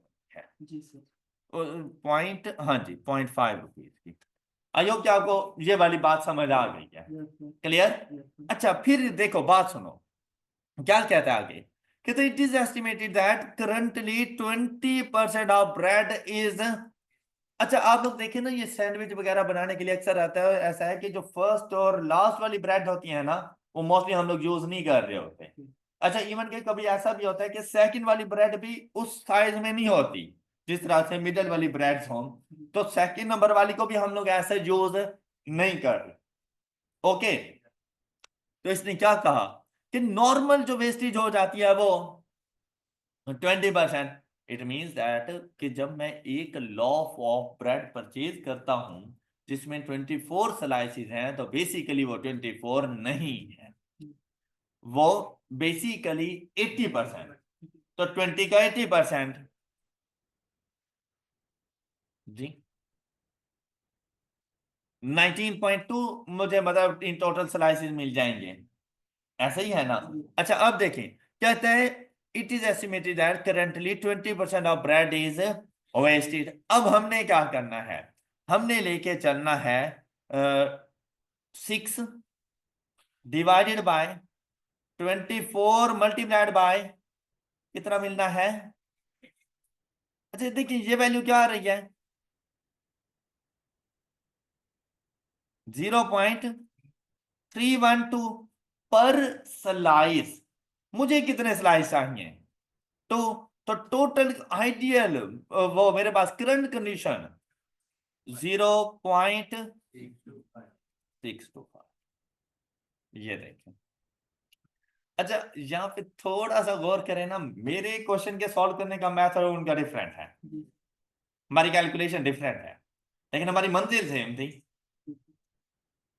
अच्छा ये देखो मैं प्रॉपर मेथड के मुताबिक रहा तो भाई प्राइस तो सेम है लेकिन देखने को मैं 24 स्लाइसेस लेके आ रहा हूं, लेकिन मैंने उसमें से 20% का लॉस है, यूज कितना करना है जो गुड कंडीशन में होंगे, तो मैंने तो कॉस्ट उसके मुताबिक अगर देखूं तो फिर मुझे एक स्लाइस कितने का पड़ेगा।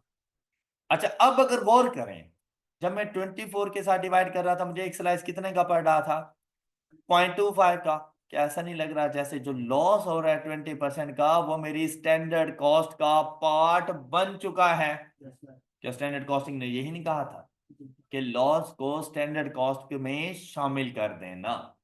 अब अगर मैं इस पे ऐसा नहीं करता तो लॉस तो शामिल ही ना होता। क्या ख्याल है। अच्छा फिर ये एक स्लाइस की प्राइस आ गई, मुझे दो चाहिए हर सैंडविच बनाने के लिए, तो दो की क्या हो जाएगी। अच्छा इन्होंने क्या किया कि भाई अगर आपको 2 ब्रेड चाहिए ना, ये भी वो सिचुएशन है जो आप लोग पहले पढ़ चुके हो, जैसे मैंने अभी आपको 45 किलोग्राम वाली एग्जांपल दी थी कि 45 किलोग्राम आप लोगों को चाहिए मटेरियल, लेकिन इसमें 10% लॉस है, तो आपने कहा था वो फिर 45 तो बेसिकली गुड कंडीशन में 90 का होगा, तो बेसिकली आपको 2 ब्रेड चाहिए लेकिन वो तो आपको गुड कंडीशन में चाहिए। ओके, तो 20% लॉस के बाद वो 2 ब्रेड बेसिकली टोटल का 80% ही होंगी, तो आपने 2 डिवाइडेड बाय 80, तो आपको एक सैंडविच बनाने के लिए बेसिकली जो स्लाइस चाहिए ना वो 2.5 स्लाइसिस चाहिए। Got it. और एक स्लाइस की वैल्यू क्या आ रही थी, वो जो ओरिजिनल हमने फाइंड कर ली थी 0.25। Clear, any problem. तो दोनों मेथड्स आपके पास मौजूद है। फिर चले हम कहते हैं management would like to reduce this wastage to.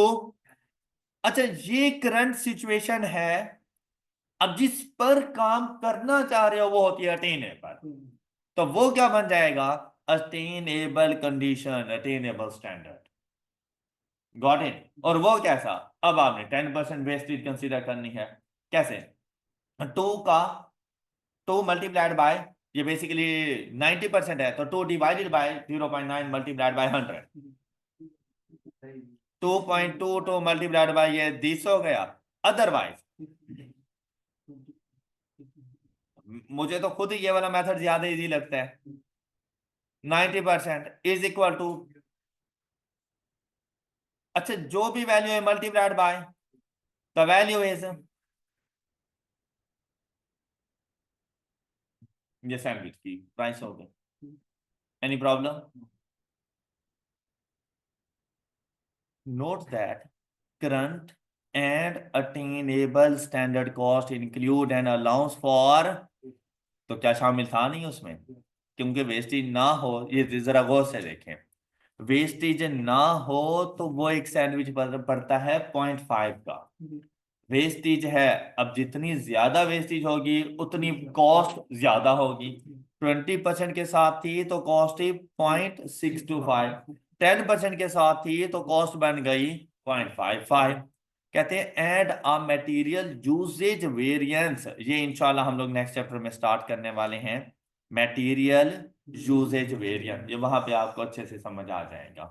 फिर will occur only if the actual wastage rate differs from the standard। तो बेसिकली जो वेरिएंस होता है, वेरिएंस से मुराद होता है डिफरेंस। वेरिएंस से मुराद होता है डिफरेंस। किसका डिफरेंस? स्टैंडर्ड को कंपेयर करना है एक्चुअल के साथ।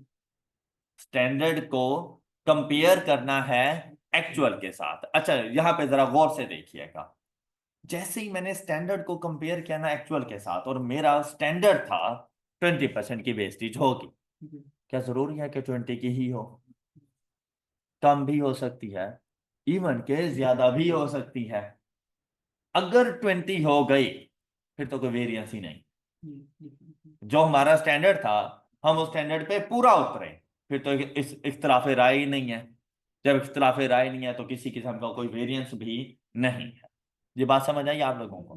अच्छा फिर अब दो सिचुएशन, या तो स्टैंडर्ड से, मेरी बात जरा सुन लीजिएगा, या तो स्टैंडर्ड से कम वेस्टेज करूंगा या स्टैंडर्ड से ज्यादा वेस्टेज करूंगा। मतलब अब मेरी एक्सपेक्टेशन थी 20% की, जब मैंने काम स्टार्ट किया तो ये एक्चुअल मैंने 15% की वेस्टेज की।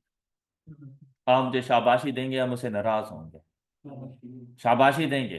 वेरिएंस तो है, मतलब स्टैंडर्ड को तो मैंने फॉलो नहीं किया, वेरिएंस है, लेकिन आप लोग कहेंगे कि भाई आप हमारी उम्मीदों से ज्यादा अच्छा परफॉर्म कर गए, तो फेवरेबल वेरिएंस है। All right. अच्छा मैं अगर यहीं पे वेस्टेज कर देता 25 की, अच्छा डिफरेंस अभी भी 5% का ही है, ओके, लेकिन आज आप मुझे शाबाशी नहीं देंगे। अब आप कहेंगे कि नहीं आप हमारी उम्मीदों पे पूरा नहीं उतरे, एडवर्स वेरिएंस है।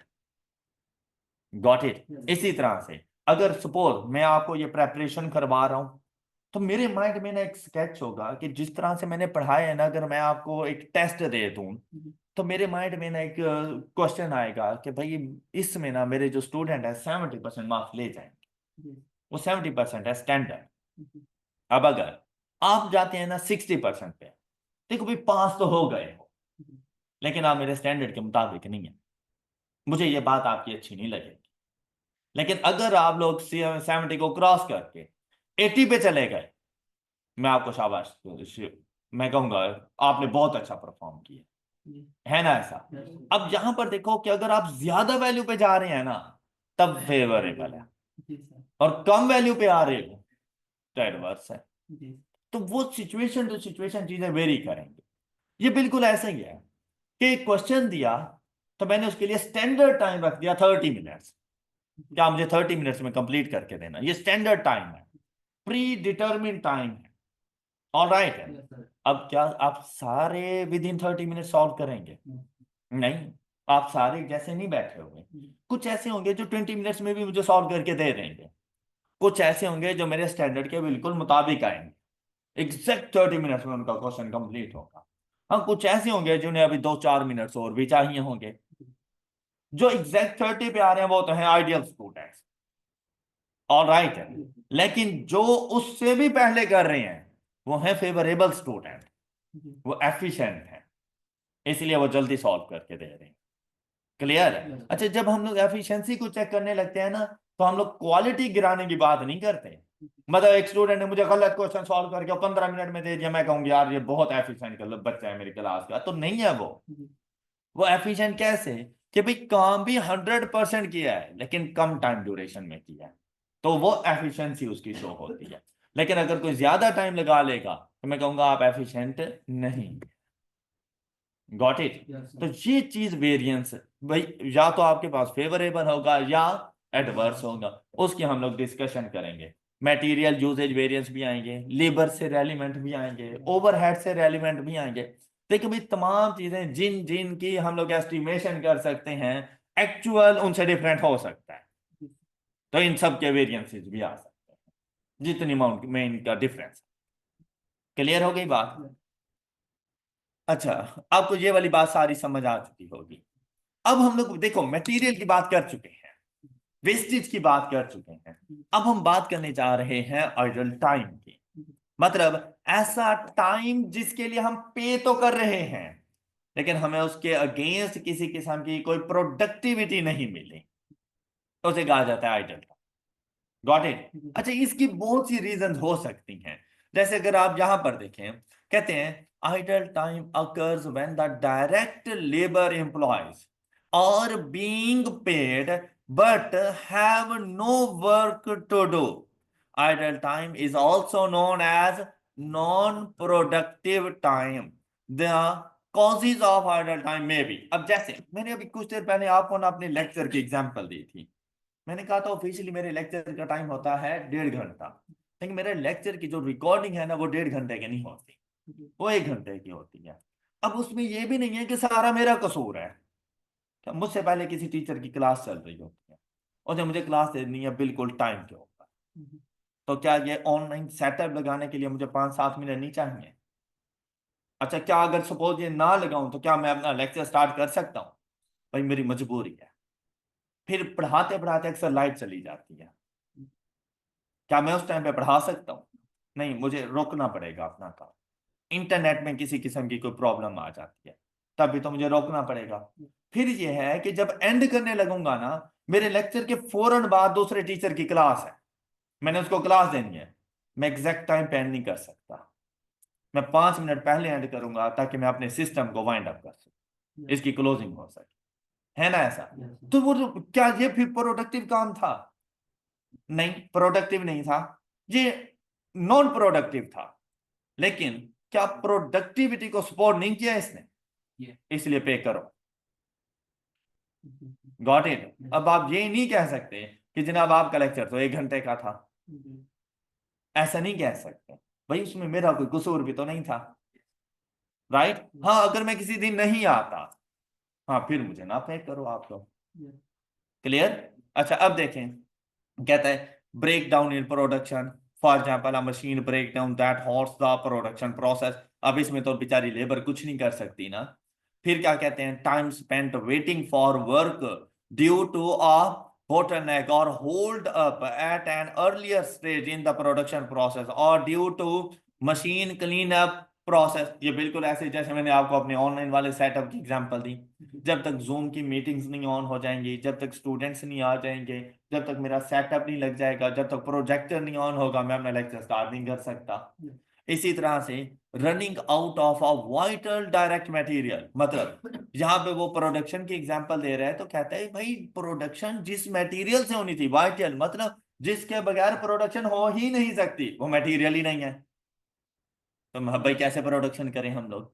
क्या आप लेबर से कह सकते हो भाई मटेरियल नहीं है लेकिन तुम लोग मुझे यूनिट्स बनाकर दो, तो कहेंगे मटेरियल लाओ फिर।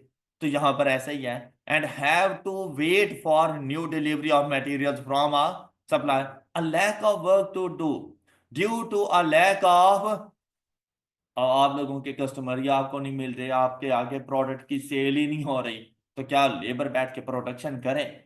खाम खा के स्टोरेज कॉस्ट बढ़ जानी है आप लोगों को, चीजें खराब हो सकती हैं। तो क्या आप लोग प्रोडक्शन करवाओगे कि फारिग बैठे हो चलो प्रोडक्शन करते रहो? तस्बीह करवा लो उनसे कि भाई फारिग बैठे हो चलो अल्लाह अल्लाह अल्लाह करते रहो। हैं? अच्छा फिर देखें, a feature of idle time is that it is recorded. Feature of idle time is that it is and the hours lost due to idle time, और आप लोगों ने ये देखना है टोटल टाइम तो आपको मिल जाएगा लेबर का, उस लेबर के टोटल टाइम में आपने देखना है कितना प्रोडक्टिव है और कितना नॉन प्रोडक्टिव है, मतलब आइडल टाइम कितना है। वेस्टेज को अलग से कैलकुलेट करना है आप लोगों ने। फिर देखो, कहते हैं sometimes idle time may be N unavoidable feature, मतलब इसको हम लोग अवॉइड, अब जैसे मेरे लिए भाई मैं अवॉइड नहीं कर सकता इस चीज को, मुझे सिस्टम लगाने में 5 मिनट चाहिए, क्लोजर के लिए भी मुझे 5 मिनट चाहिए, लाइट चली गई तो मुझे रुकना पड़ेगा, मैं इस चीज को अवॉइड नहीं कर सकता। फिर देखें कहता है unavoidable feature of the production process so that allowance for idle time is included in the, बिल्कुल वेस्टेज मटेरियल की तरह इसको भी स्टैंडर्ड कॉस्ट का पार्ट, लेकिन इसके लिए आपके पास दो मेथड्स हैं। स्टैंडर्ड कॉस्ट का पार्ट बनाने के लिए आपके पास दो मेथड्स हैं। अच्छा भाई दोनों से रिजल्ट बिल्कुल सेम सेम है, मतलब वैल्यू बिल्कुल सेम सेम आएगी, सिर्फ फर्क किस चीज का है कि पहले मेथड में कहता है कि include idle time as a of, कहते हैं जब स्टैंडर्ड कॉस्ट फाइंड करने लगे और आपने डायरेक्ट मटेरियल लिखना हो ना, तो डायरेक्ट मटेरियल के अंदर आप लोग जैसे ही लेबर आवर्स लिखते हो तो वो सिर्फ प्रोडक्टिव वाले लिखना, और जो नॉन प्रोडक्टिव है आपका आइडल टाइम है उसको अलग से रिकॉर्ड करना। All right. अच्छा रेट तो दोनों का सेम ही होगा, लेकिन यह है कि वो कहता है कि आइडल टाइम मुझे बताना अलग से। फिर so that the standard cost of idle time is a part of total standard cost per unit, शामिल करोगे उसको स्टैंडर्ड कॉस्ट में क्योंकि उसका हिस्सा है, लेकिन सेपरेटली बताओगे। मेथड 2 क्या है, कहते हैं allow for a standard amount of in the standard hours per unit, मतलब एक मेथड तो ये है ना कि मेरा 1.5 घंटे का लेक्चर है ना, उसमें रिकॉर्डिंग आपको मिली 1 घंटे की और 30 मिनट आपको एम खाम खाम में मिले, तो आप मुझे पे 1.5 घंटे का ही करो, लेकिन जब रिकॉर्डिंग करने लगो ना तो आप उसके साथ लिख लो कि 1 hour productive time and 0.5 hours non productive time, idle time. All right. और दूसरा क्या मेथड है, 1.5 multiplied by rate, total time दे दो, उसको आइडल टाइम अलग से कैलकुलेट करने की जरूरत नहीं है। This is the same approach described above for the material wastage and standard costing. The standard hours per unit therefore include an allowance for expected idle time। अब यहां पे देखें एग्जांपल नंबर 6, जल्दी से सॉल्व करें एग्जांपल नंबर 6, एक लम्हे में ही आपको समझ आ जानी है ये चीज। A company manufactures product X. Due to the nature of the product process, there is some idle time, and it has been estimated that the normal amount of idle time is 10% of hours worked. Ignoring idle time, the standard time to make 1 unit of product X is labor is paid at the rate of 18। All right. अच्छा अब देखें क्या कहते हैं, this means that the labour time to make 1 unit of product X is, अब ये जो 0.36 है ना उसने कहा है इग्नोरिंग आइडल टाइम, मतलब आइडल टाइम डिडक्ट करने माइनस करने के बाद जो टाइम 1 यूनिट बनाने के लिए आपको चाहिए वो कितना है, और इसमें आइडल टाइम कितना था, तो basically 0.36 is 90% of the total time. All right. तो जैसे ही आप इसको डिवाइडेड बाय 90 करोगे तो आपके पास जो टाइम आ जाएगा वो आएगा 0.4। इसमें से ये तो है प्रोडक्टिव, तो इन दोनों का जो डिफरेंस है वो क्या बन जाएगा, आइडल टाइम। अब आप लोगों ने अलग अलग कैलकुलेट कर लिया। अब अगर आपके पास है मेथड 1, तो आपने 0.36 multiplied by 18 and idle time 0.04 multiplied by 18, और इन दोनों को ऐड कर देना है तो रिजल्ट आएगा। और अगर मेथड 2 है तो direct 0.4 multiplied by 18, 07.2। All right, any problem? चले, example number 3, comprehensive example number 3, comprehensive example number 3 solve करें। शाबाश, जल्दी करें, खुद से जरा कैलकुलेशंस वगैरह करनी है आप लोगों ने। एग्जाम्पल नंबर 3 तो बहुत सिंपल सी थी, बिल्कुल ऐसे ही जैसे अभी हम लोगों ने एक क्वेश्चन सॉल्व किया। अच्छा, अब देखें इसमें क्या कहा गया। Company manufacture product Y due to the nature of the production process there is some idle time and it has been estimated that the normal amount of idle time is 20%। कहते हैं इग्नोरिंग आइडल टाइम, तो एक unit बनाने पे आपको time कितना चाहिए? तो ये बेसिकली 80% है। तो 0.56 divided by 80%, the total time is 0.7 और इन टोटल। तो फिर आइडल टाइम कितना होगा? अब देखो, अगर है ना मेथड 2 या क्वेश्चन में मेंशन नहीं है, फिर तो आप टोटल मल्टीप्लाइड बाय 30, तो वैल्यू क्या आ जाएगी? 21। बस आपका क्वेश्चन ठीक हो गया, डायरेक्ट लेबर आपने ये वाली वैल्यू बता दें। ओके हो गई बात? अच्छा, अगर क्वेश्चन में मेंशन हो कि भाई मेथड 1 को फॉलो करना है, तो ऐसी सिचुएशन में आपने ये टोटल फाइंड किया, इसमें से जो प्रोडक्शन वाला था 0.56 वो अलग करेंगे और जाके सॉल्व करेंगे। 0.56 multiplied by 30 is equal to, and 0.14 multiplied by 30 is equal to जी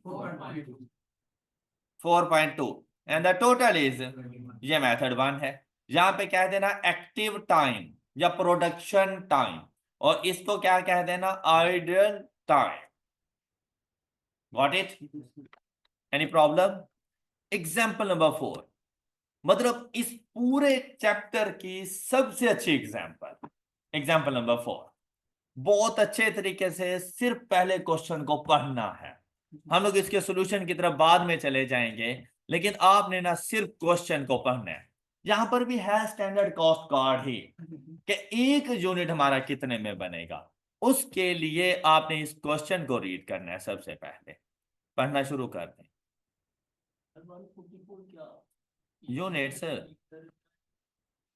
वो तो फिर डिपेंड करेगा ना कि उसमें है क्या। जैसे मैंने आपको एक सिंपल सी, ये क्या चीज है, हाँ,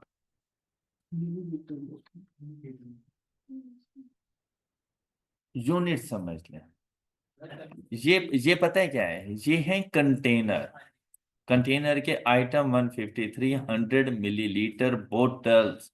मतलब ये देखो, उसकी पैकिंग देखो किस चीज में हो रही है? 100 ml की बोटल्स में। तो ये बेसिकली वो बोतल है जिसमें 100 मिलीलीटर लिक्विड आ सकता है। मतलब ये एक बोतल। ओके, इसकी बात कर रहे हैं कि एक कंटेनर जो हमारे पास है ना, और उसके ऊपर लिखा हुआ है आइटम 153, उसमें ना आपको ये 100 मिलीलीटर की बोटल्स मिलेंगी। ठीक है, फिर वो कहता है कि उसकी जो प्राइस है ना वो 3600 पर ग्रॉस है। अब यहां पे ना बच्चा मार खा गया था, क्योंकि इस वर्ड का ना किसी को नहीं पता था, जिसकी वजह से सारा क्वेश्चन गलत हुआ था।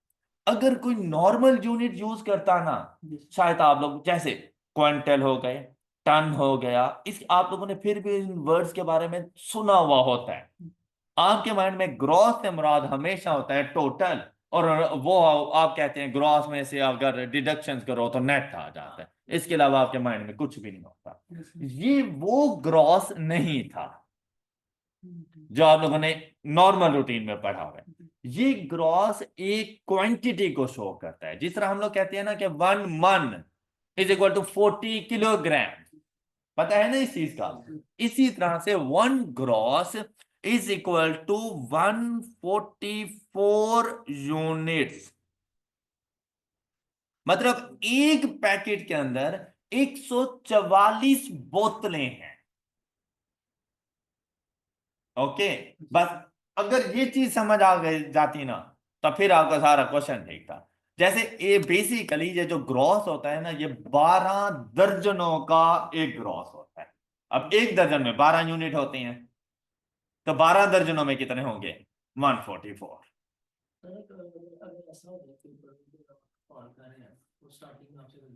हम्म। हाँ जी, हाँ जी। नहीं, अगर सपोज के अब मटेरियल की कैलकुलेशन में तो कोई थोड़ी बहुत गलती हो गई है, लेकिन बाद वाली चीजें ठीक हैं, आपको उसके मार्क्स मिल जाते हैं। हाँ जी, उनके मार्क्स मिलते हैं। वो तो फिर अंडरस्टूड हो जाता है ना कि भाई इस गलती की वजह से इसने अपना इफेक्ट लेकर जाना है पूरे क्वेश्चन में, तो सारा क्वेश्चन गलत नहीं किया जाता। जी शाबाश, अब जरा सॉल्व करना शुरू। यही एक बात थी इस क्वेश्चन के अंदर जो मुश्किल थी, जिसका पता नहीं था। उसके अलावा ये क्वेश्चन बहुत सिंपल सा था। पहले जरा अच्छे तरीके से क्वेश्चन पढ़ लें आप।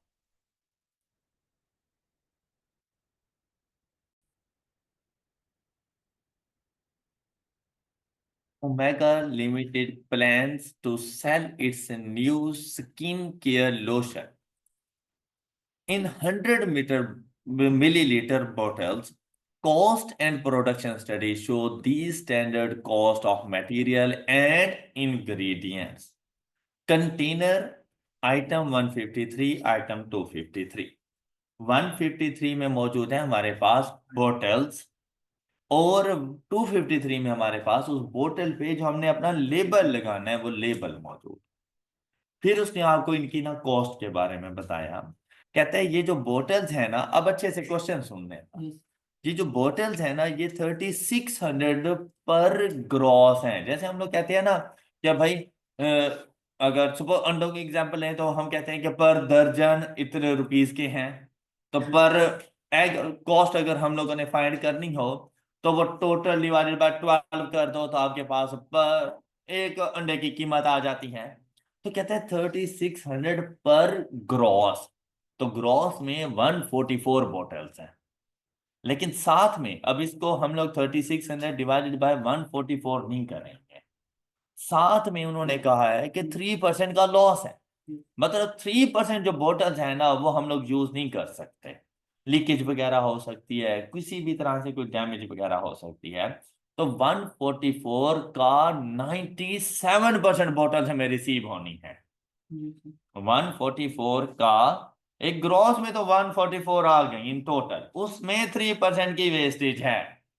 तो फिर 144 का 97% देखें क्या अमाउंट आ रही है। 3600 डिवाइडेड बाय 144 का 97%। जी, तो एक बोतल आपको इतने की पड़ेगी। 3600 डिवाइडेड बाय 144 नहीं करना। ओके, जितनी गुड बोटल्स आपको मिल रही है ना, आपने डिवाइडेड बाय वो अमाउंट करनी है। तो आपको 97% मिल रही है। तो जैसे ही आप इनको वो 97% करेंगे, तो कॉस्ट बन जाएगी 25.77। अच्छा, जरा 3600 डिवाइडेड बाय 144 करना। 25। अब देखो, ये वाली कॉस्ट ज्यादा है।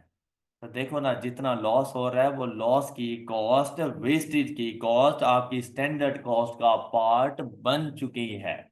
अगर वेस्टेज ना होती तो एक बोतल 25 रुपए की थी। ड्यू टू वेस्टेज अब वो एक बोतल आपको 25.77 की मिल रही है। ऑलराइट। अच्छा, ये अमाउंट की वैल्यूज में ना राउंडिंग ऑफ के डिफरेंसेस आएंगे थोड़े बहुत। उसकी रीजन यही है कि आपके पास एग्जैक्ट वो आंसर नहीं आ रहे। अब या तो आप कैलकुलेटर की फुल अमाउंट को मल्टीप्लाई करें तो कुछ और आंसर है, और अगर राउंडिंग ऑफ करने के बाद मल्टीप्लाई करें तो कुछ और आंसर है। तो इससे परेशान होने की जरूरत नहीं है। ओके हो गई बात। आप जैसी कैलकुलेशन शो करेंगे वैसी ही आगे आंसर बताएंगे। अच्छा, फिर अगर हम लोग चलें यहां पर लेबल पर, कहते हैं 11,500 लेबल्स हैं। अब वैसे अगर मैंने करना होता, कोई वेस्टेज वगैरह की बात ना होती, मैं क्या करता कि 1100 डिवाइडेड बाय 500, एक लेवल की कॉस्ट आ जाती। लेकिन मैं 500 यूज नहीं कर सकता, उनका 95% यूज कर सकता हूं, क्योंकि 5% की वेस्टेज है। तो 500 का 95% इज इक्वल टू 475। तो 1100 डिवाइडेड बाय 475, ये आ गई इसकी वैल्यू। ये आ गए कंटेनर्स के जो आइटम्स वगैरह हमारे पास मौजूद थे, और इसकी पर यूनिट कॉस्ट ये पड़ जाएगी हमें। बात क्लियर हो गई है? अच्छा, अब बात करेंगे हम लोग मटेरियल की। जैसे उसने क्लासिफाई किया हुआ है हम वैसे ही करेंगे। मटेरियल देखो, उसने आपको बता दिया C3A, AG एंड PO। क्या C3A क्या है? Compound 3A, AG stand for alcohol and PO stand for perfume oil. अच्छा, फिर अब ये हम लोगों ने मटेरियल में ये तीनों प्रोडक्ट्स जाके लिखे। अब अगर यहां पे गौर करो, तो उसने आपसे क्या कहा कि भाई 200 पर 250 IBS, ये भी एक किस्म का एक यूनिट होता है, जैसे किलोग्राम्स वगैरह और लीटर्स वगैरह होते हैं उसी तरह से। अच्छा, इस पर आप लोगों को इतना कुछ सोचने की जरूरत नहीं थी, क्योंकि आगे भी सेम यूनिट यूज कर रहा है। और आगे क्या बता रहा है? कहते हैं quantity used for batch of 1 litre. 1 litre अगर आपने बनाना हो ना, तो आपको इतनी क्वांटिटी चाहिए। अब पता है यहां पे मसला क्या आ रहा था? मैंने 1 लीटर नहीं बनाना था, मैंने 100 मिलीलीटर बनाने थे। तो ऐसे divided by 1000 and multiplied by 100, तो ये बेसिकली वैल्यू आ रही है 55। आपको कंपाउंड 3A पर 100 मिलीलीटर 55 IBS चाहिए। Got it? इसी तरह से ये वैल्यू क्या चाहिए होगी, और ये वैल्यू क्या चाहिए होगी? आपको मेरी बात समझ आई? अच्छा, ऐसा क्यों किया? क्योंकि मैं कैलकुलेट कर रहा हूं standard cost per 100 millilitre of water. All right. जबकि यहां पर उसने क्या बताया? 1 लीटर। 1 लीटर में कितने मिलीलीटर होते हैं? तो उसको मैंने डिवाइडेड बाय 1000 किया। और मैंने कितने मिलीलीटर की वैल्यू फाइंड करनी है? 100, तो मल्टीप्लाइड बाय 100 कर दिया। ओके, हो गई बात? अच्छा, अब इजी है ये। 200 डिवाइडेड बाय 250 मल्टीप्लाइड बाय 55।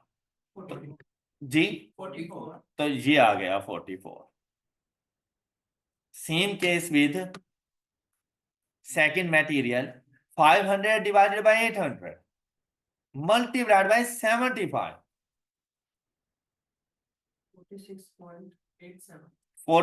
46.87। इसने ना 16 लिखा है इधर, ये से मिस्टेक। अच्छा, कैलकुलेशन इसने बिल्कुल सही से ही की हुई है, लिखने में मिस्टेक होगी। 1 को 4 कर दो, ये मिस्टेक थी इसमें। अपनी बुक पर 16 को 46.88, बाकी राउंडिंग ऑफ का डिफरेंस। बात क्लियर? अच्छा, अब मुझे बताएं third, perfume oil per unit कितना जाके रिकॉर्ड करें? 50। शाबाश। 5000 by 100 multiplied by 1 is equal to. फिर अब इसकी ना ये टोटल वैल्यू भी गलत है, तो ये आ जाएगी 140। इधर भी 1 को 4 कर दोगे, 140.88। फिर चलेंगे डायरेक्ट लेबर की तरफ। अच्छा, यहां पे देखिए अब लेबर के बारे में, स्किल्ड एंड अनस्किल्ड टाइम बता दिया, लेकिन ये टाइम 1 लीटर के लिए है। तो मतलब डिवाइडेड बाय 1000 मल्टीप्लाइड बाय 100, तो 1.2 आवर्स, एंड यहां पर 3 आवर्स। ओके, हो गई बात? ओके, हो गई बात? तो अब ये हमारे पास रेट आ गया, लेकिन साथ में क्या कहता है? आइडल टाइम शामिल है। तो भाई होया तो बस रहने दो, है ऐसे ही है, करने। अच्छा, अब इसके लिए देखो कैलकुलेशन कैसे करेंगे। 12 12 के लिए 1.2 आ गया। ये 1.2 बेसिकली तो एक्टिव टाइम था, आइडल टाइम तो अभी फाइंड करना था, ये टोटल नहीं था, ये एक्टिव टाइम था। तो 2% के लिए अगर हम लोग देखें तो ये तो 98% है, तो 1.2 डिवाइडेड बाय 98%। हाँ जी, 1.22 मल्टीप्लाइड बाय 60, मतलब जितना ये आंसर आ रहा है इसको मल्टीप्लाइड बाय 60 कर रहे हैं, ये आ गया। अब सिर्फ ये डिफरेंस इस वजह से है कि आपने अगर कैलकुलेटर में सारी वैल्यू मल्टीप्लाइड बाय 60 की होगी, और अगर आप 1.22 मल्टीप्लाइड बाय 60 करें तो एग्जैक्ट ये आ जाएगा। ओके, ये सिर्फ राउंडिंग ऑफ की वजह से थोड़ा बहुत डिफरेंस है, ये कोई एरर नहीं है। अच्छा, सेम केस विद स्केल्ड 3 है 95%, तो 3 डिवाइडेड बाय 95%, 3.16 मल्टीप्लाइड बाय 25, 99, तो वो 79 बन जाएगा। ओके, अब इसने भी वो राउंड ऑफ किया, 3.16 मल्टीप्लाइड बाय 25 करोगे ना तो वो 79 ही बनता है। क्लियर हो गई बात? ये लेबर की टोटल वैल्यू। अच्छा, अब ये टोटल भी थोड़ा सा गलत होगा, 321 इसको गलत करके यहाँ पे लिख लेंगे 321.16 या 17, इस तरह से कुछ वैल्यू बन जाएगी। ओके हो गई बात? ये थी हमारे पास स्टैंडर्ड कॉस्टिंग जो कि कंप्लीट हो चुकी है। अच्छा, इसमें ना मैंने आपको आइडल टाइम वेस्टेज वगैरह तो पढ़ा दिया, लेकिन स्टैंडर्ड कॉस्टिंग में ना थोड़ी सी थ्योरी कॉन्सेप्ट्स रहते थे। ये थ्योरी कॉन्सेप्ट्स आप लोगों ने खुद करने हैं, जिसमें हमारे पास एक तो आ गया type of standards and their behavioural aspects. इसमें आइडल स्टैंडर्ड्स ये वैसे मैंने आपको बता दिए हैं, क्वेश्चन सॉल्व करवा दिया है, आपने इसकी जरा थ्योरी को पढ़ना है। Ideal standards, attainable standards, current standard and basic standard, ये टोटल 4 स्टैंडर्ड्स हैं। आपने इनकी थ्योरी को अच्छे से पढ़ना है और एग्जाम्पल नंबर 2 को सॉल्व कर लीजिएगा। ऑल राइट, बाकी हमारी स्टैंडर्ड कॉस्टिंग कंप्लीट हो चुकी है। नेक्स्ट लेक्चर में इंशाल्लाह हम लोग डिस्कस करेंगे variance analysis. That's all for today. अपना ख्याल रखिए, अल्लाह हाफिज।